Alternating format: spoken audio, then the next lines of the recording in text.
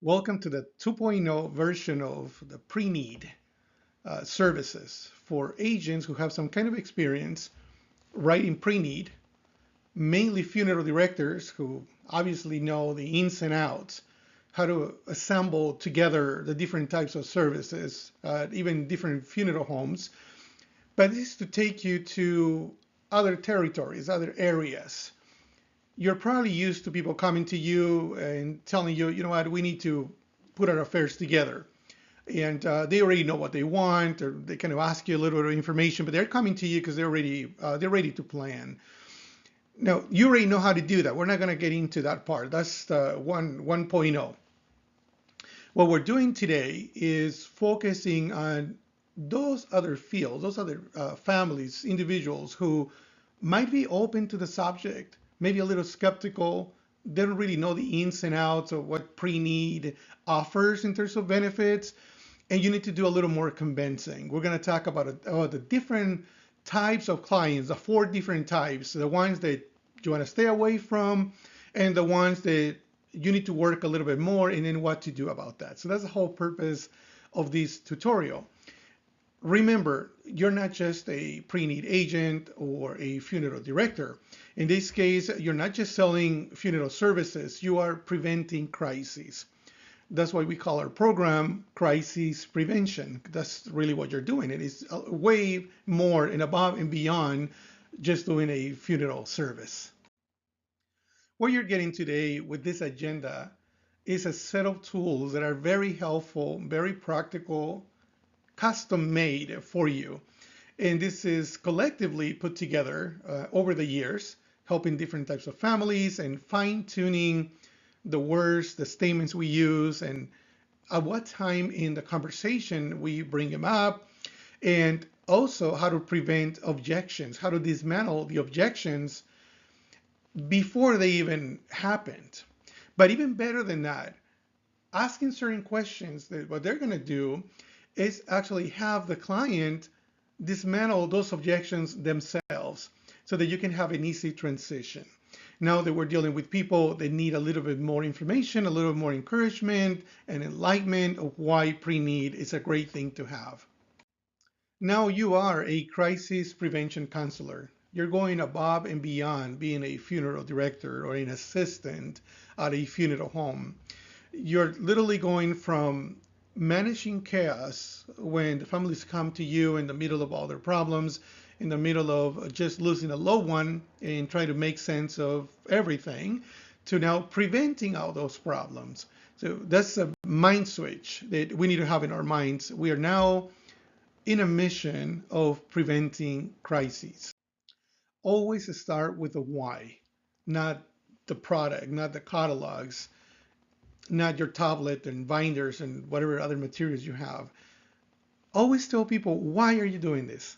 As a funeral director, you've seen so much. That's what you need to start saying. Start with your heart, not with the catalogs, not with the packages.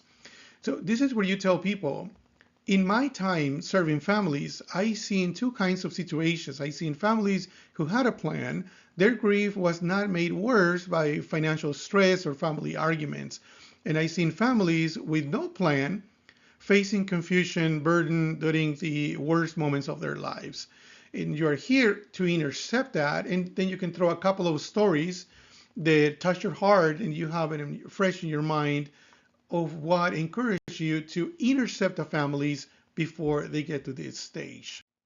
I can guarantee you that with these questions, if you ask all these questions right in front of your client, you can actually write down the answers right in front of them as you're asking these questions.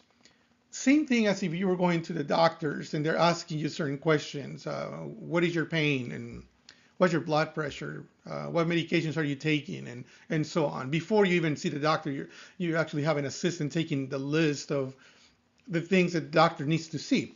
So you're doing the same thing. You're asking all these questions, but these questions are well articulated and strategically planned.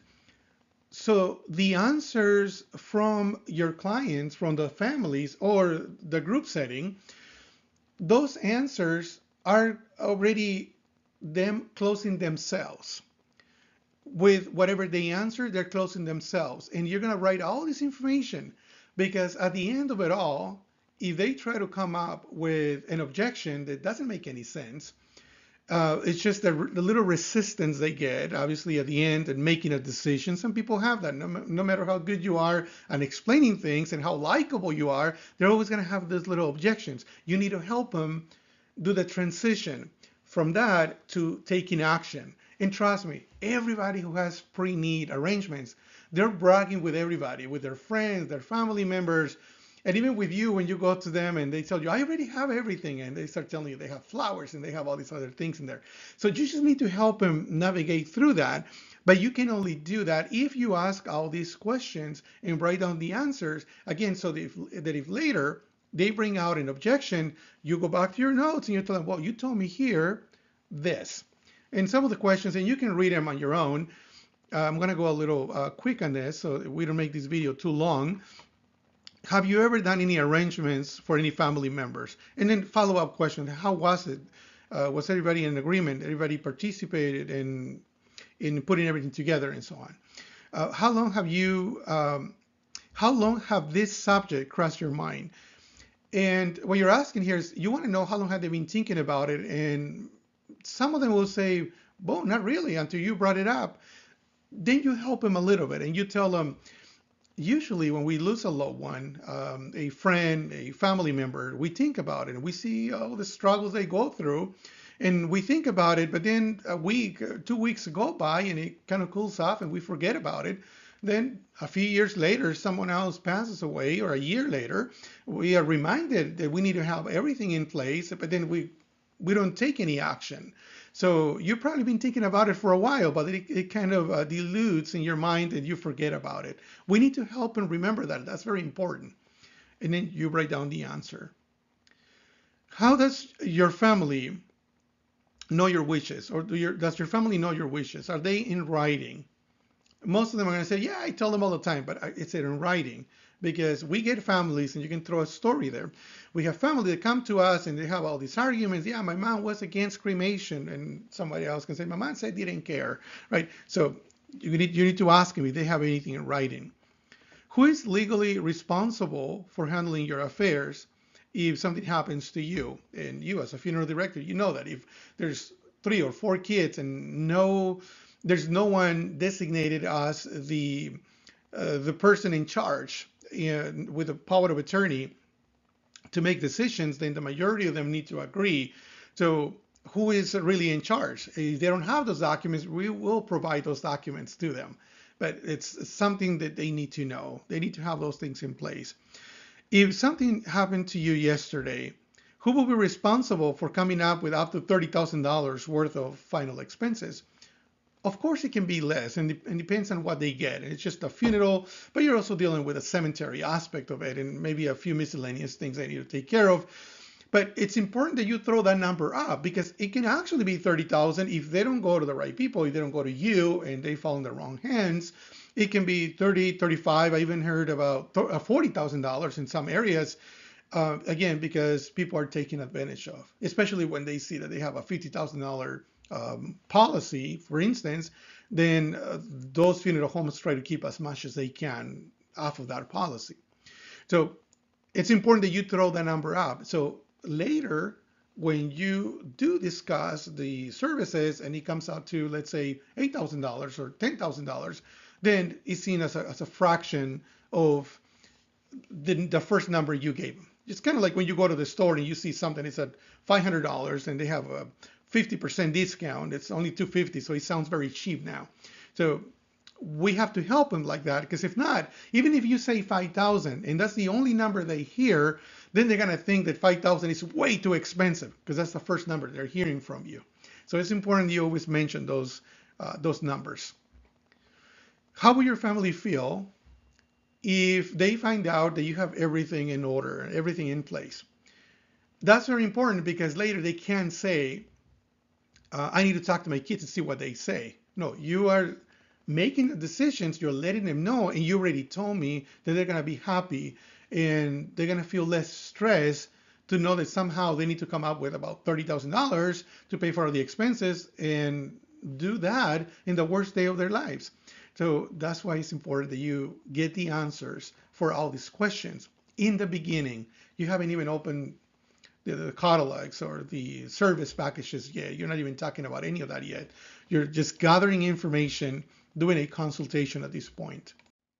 Try to memorize all the acronyms and how to use them your own way. Don't go word by word of what I'm telling you here. Your own personality, your own vocabulary, the way you like to express yourself. But this particular one, the time machine, has been very helpful to me and all the agents that I have trained over the years in how to mentally and emotionally help people trouble, sort of time travel, taking them from the present to the past to the future back to the present. And you're going to see how that plays out. So go ahead and practice this. And just keep it in your mind. It's easier to remember when you have these acronyms and you know the meaning of it. So this is a time machine. So the first thing you want to do is with the questions, remember, you're taking them to the past. You need them to relive those moments when maybe 10 years ago, 20 years ago, when they lost mom or dad, and ask them, how was it? Who took care of the arrangement? Was it difficult? Was mom or dad in the hospital for a while? Ask all these questions. They're going to help them mentally trouble in their brain back to those emotions that are stored in their brains from years or decades ago when they lost a loved one. They need to relive that so that it's present on their mind, and then you can help them protect their family from going through the same thing.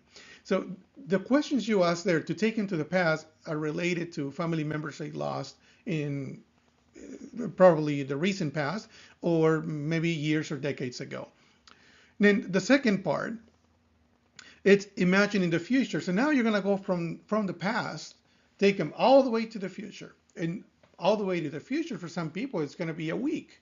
Maybe they'll pass away in a week. We don't know, right? Maybe it's a month. Maybe it's a few decades from now. But mentally, you're already taking them there. So God forbid something had happened to you yesterday. Who will be in charge today, talking to us, the funeral directors, trying to put everything together? Who is the person in charge? And where are they going to get the money to pay for everything? $25,000, $50,000, whatever they need. If they say, well, I have a $250,000 insurance, you need to remind them that they're not going to be able to get the money right away. First of all, because they need to have their death certificates. And once they get the certificates, if it takes a week, a couple of weeks, then they file a claim. All insurance companies, they can take easily 45 days to review the case, to contact the doctors, to make sure no clauses were violated. And they're always going to look for ways and reasons not to pay. So they need to go through that process. So 45 days plus maybe a couple of weeks to get the certificates. Now it's a couple of months, but they need the money now to pay for the funeral. So whenever somebody tells you, I already have life insurance, there's very few out there that would advance some of that money, which is great. But the majority of them won't. So you need to remind them that it's better to have everything in place, even if they had the money on hand, they have some savings. Because it's about not sending the family out, their kids, their loved ones, shopping on the worst day of their lives. Who's in the mood for that? So having everything in place is, yes, financially helps tremendously, but it's a lot more than that. It's to prevent them from having to do all these things, and again, in one of the worst days of their lives. So that's the future. So they can sort of see themselves in a casket, and they see their loved ones grieving for them and going through those difficult moments. And once you do that, and they see themselves going through that, and maybe when you ask them how are they going to pay for it, they didn't have an answer. What I usually notice in families is that they say, I don't know, and you can see them that their wheels are spinning. They're trying to figure it out, how they're going to pay for that. So in their mind, they're checking their bank account, their savings accounts, and They're trying to see who will pay for things and maybe selling the car. In their mind, they're doing all that. So you probably hear, I don't know, 3 or 4 times. You stay quiet and just let them come to that until you know they're totally 100% back and just looking at you, waiting for an answer for you to help them. So when that happens, and obviously you bring them back to the present and you tell them, look, okay, so it seems like we're missing all these things. The good thing is that you're not in a terminal stage and we can still help you. We can still prevent chaos. And then on the next slices, you're going to see how to present the pre-need as a benefit from this particular state and how that works out. So now we're going to use another acronym, RARE, for the four main different types of clients. The first one, it's the ready, hot. Those are the ones that are coming to you, referred by someone else, and they're calling you because they really want to take care of this, right?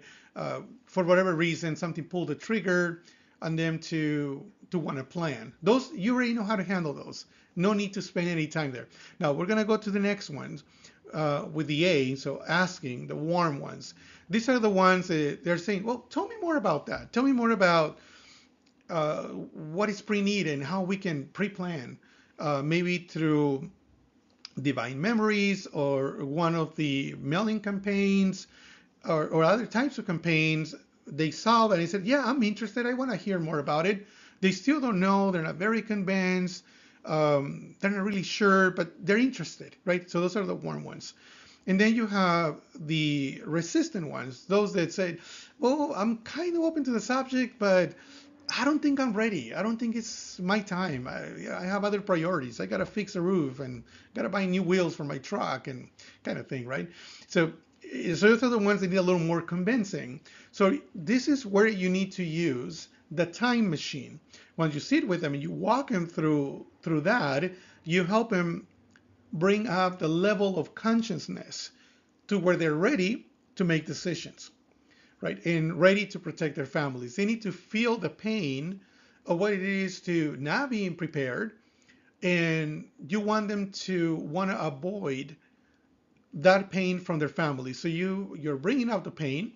As I was saying in one of my trainings, it's kind of like the doctor who started poking your arm or your chest or your legs, and then all of a sudden you feel the pain. So that's pretty much what you're doing with this. And when they feel the pain, yeah, I don't want my kids or my grandkids or my spouse to go through that, right? I don't want to go through that, so I'd rather do the arrangements for my parents as well. So once they feel the pain, oh, no problem, I have the solution for that, right? So it's the pain and the medicine, the problem and the solution. That's what you're presenting here. We're using the acronym SHIELD to present the benefits of pre-planning. And it's very important that we present them the right way. The S of the word SHIELD, or the acronym SHIELD, in this case is a state-regulated program or state-regulated security. The first thing you got to say is, if we're talking about Texas, then you say the state of Texas helps you in a couple of ways. They heavily regulate this industry. So just for enrolling, even if it takes you 10 years to pay for your arrangement, making minimum payments, but just for enrolling, the state of Texas obligates the funeral home to freeze their cost. And they have to freeze the cost for a lifetime. So if you don't need the services for another 20, 30 years, the cost is already frozen. The next thing you're going to say is there are benefits with that. The second benefit is, what happens if prices double or triple? So let's say your service was $11,000 now, and by the time you need the services, it's maybe $30,000 or $22,000. Who pays the difference? The program does. The program covers that, the cost of inflation. So that's a huge benefit that the program is covering that for you. At the same time, you're also providing another benefit that just for enrolling, if everything is okay with your health, meaning that you're not in a terminal stage, and you get protected immediately, that means, God forbid something happens to you, you got into an accident and you lost your life a few weeks later, then everything will be paid for and your family has no obligation of paying the difference, right? So you're getting all these protections. And the funds, that's another thing. The funds are not exposed to the funeral home. So God forbid the funeral goes out of business or you go and move somewhere else, your funds are protected pretty much like escrow. Nobody can touch those funds. The funeral home can only request those funds if they have the body with them and they get a signature from the family. Then they can request those funds and they're sent to the funeral home. So your funds are protected. That's why it's heavily regulated in favor of the consumer. In this case, you, Mr. and Mrs. Jones, this is meant to protect you. You have to present it as what it is, as a benefit. The age is for honoring your wishes. All your wishes are documented, so there's no disagreement, no confusion among your family. And then the I is for insured promise. If a death occurs, then everything gets paid for. There's no more balance to cover. The E for essential legal documents. You don't want to spend a lot of time on this because you're not an attorney. Oh, maybe one of you is an attorney, but if you're not, you just bring up just a one sentence and you tell them if you need legal advice, by all means, go and find an attorney to give you legal advice. But these are some of the essential documents that we make sure everybody has, and we provide the templates, the articles, at no cost. And again, you can always go and consult with an attorney. These are just meant to guide you on putting everything together. So the first one is having your will in place. And also the DPOA, Durable Power of Attorney. This is just for assets. They always separate health from assets. So having the DPOA is not just if you pass away. If you're going through some medical procedure and you're unable to speak, you're unable to move around, then whoever your trusted person is can make all these changes and payments and cancel contracts, whatever they need to do for you. Then you have the health directive, also known as living will or advanced health directive. And this document, you have to emphasize, this document can literally save your life. Because if your loved one or you yourself are not happy with the way they're treating you, but you're unable to move around and make phone calls, you're not in the mood or the health to do that, you don't have the energy, then that person that you designated as your executor can take care of that for you. And changing the doctor, changing the plan, whatever they need to do, they have the authorization to do that. Especially when we're dealing with someone who gets to a stage where they have Alzheimer's, dementia, you already have all these documents in place, so they're not going to struggle. They don't need to go to court and try to get an appointment by the judge to do all that. So this is crisis prevention. You don't go into detail with that. You just mention the documents. That's not what you're there for. You're mentioning the importance of that, but that's about it. You're there to do the pre-need. That's the main thing. So the lifeline for the family, so to remove all the financial burden from the family, right? That's the L for. And then D, dignified service guaranteed. Instead of the family is struggling and later trying to figure out, well, we want to have a full service, but we cannot afford it, so we're going to have to just go down to a simple cremation, even though they wanted to do something else, they just can't afford it. Or maybe they didn't even believe in cremation, but that's all they can do. So they're going against their will. So this is what you're telling the family. So this is the shield. And it's okay to go ahead and mention it to them and let them know this is why we call it the shield, because it protects you, protects the family from all these different things. When it comes to just the pre-need funeral arrangement, we're no longer talking about the basic legal documents and these other things. I created this other acronym, FREED, and it's to remember some of the benefits that we were discussing a moment ago in the previous slides. So the F, the first F is for frozen prices, today's rates, and it's frozen forever. The R is for regulated security, and money is held in the state-regulated trust or insurance policy, and it's safe. And E is for the escalation covered, meaning the cost of inflation. The other E is for easy payments for up to 10 years in most cases. As you know, it's subject to age After a certain age, you can only do 5 years, 3 years, or even 1 year, or a lump sum. But you can mention that up to 10 years. And then the debt forgiveness, which is if they pass away a couple of years later, 3 years later into the 10-year plan, then the balance will be forgiven. One of the most common objections is, I don't really know what I want, and we need to think about it. We're not really sure. We need to discuss it. So then what you tell them there that is very effective is, it's normal. That's okay. No pressure. You're still alive and well, and we're going to have you around for a very long time. Don't worry. Everything is going to be okay. What most people do, because most people think just the way you do, it's very normal. They just pick the one standard service that covers all the essentials. That's the 1 day service. So that's what most people get. And that is sufficient to cover transportation, to cover refrigeration, and all the essentials, even the hearse and the driver, the use of the chapel, everything you need is covered there. And if you change your mind to use a service and then followed by cremation, it's enough money there to cover everything, but you already have all the essentials. You can always scale up if that's what you want and add another day for viewing, or you can scale down and eliminate some of the services, but you got all the essentials. And always, especially here in this state, if there's anything extra, it's gonna be given back to the family. So you can always use that as a way to give them the 1 day service. And that's why it's important to always have even the 2 day service written down for every funeral home that you're representing. Have it all written down, because it's easier to have a traditional service with all the prices written down and take things off than looking through the price list and assembling the whole thing together in front of the client. They get very nervous about that.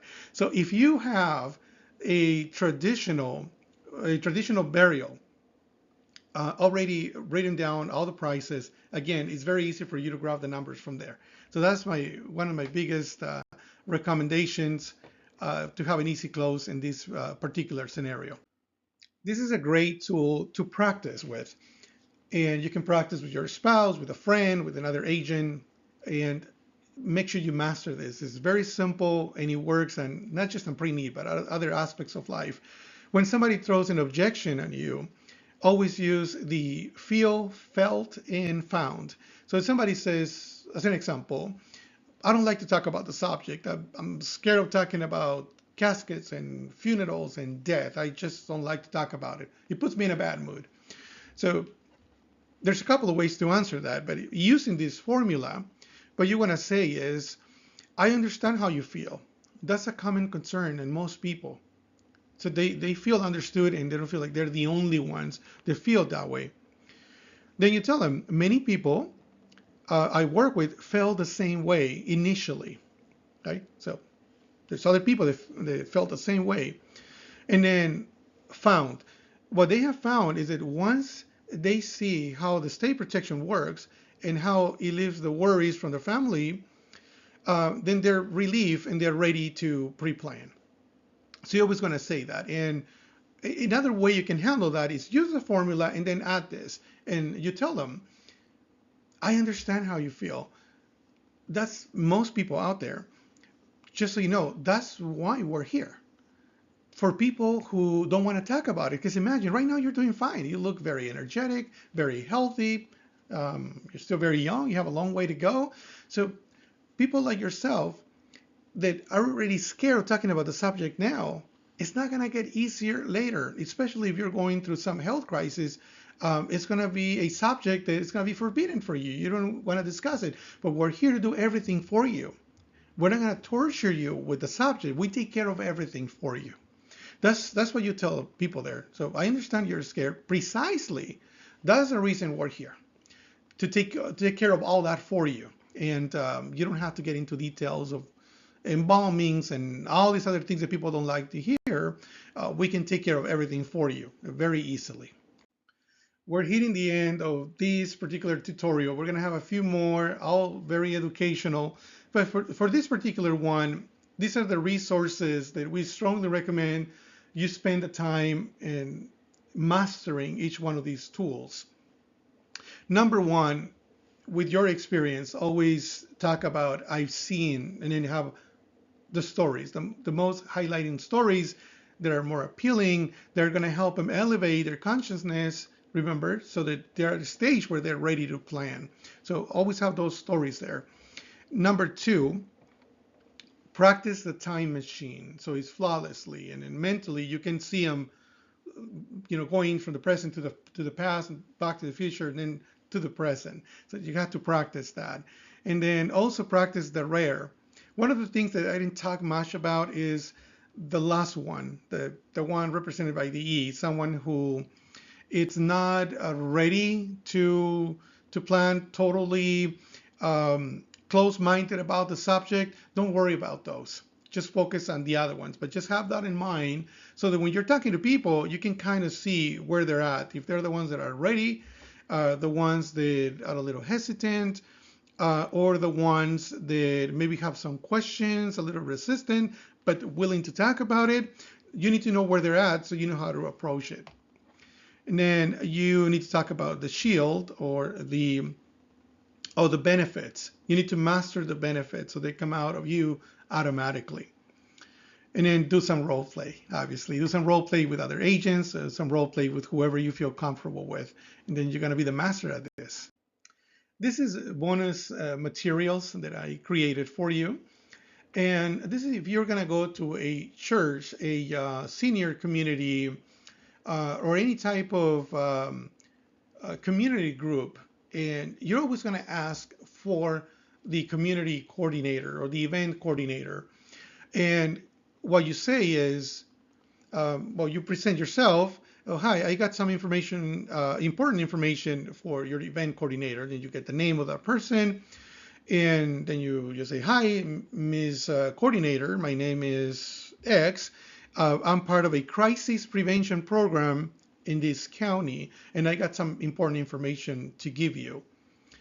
And when do you have the next events that I can bring this information so that your residents or your group members, church members, can benefit from?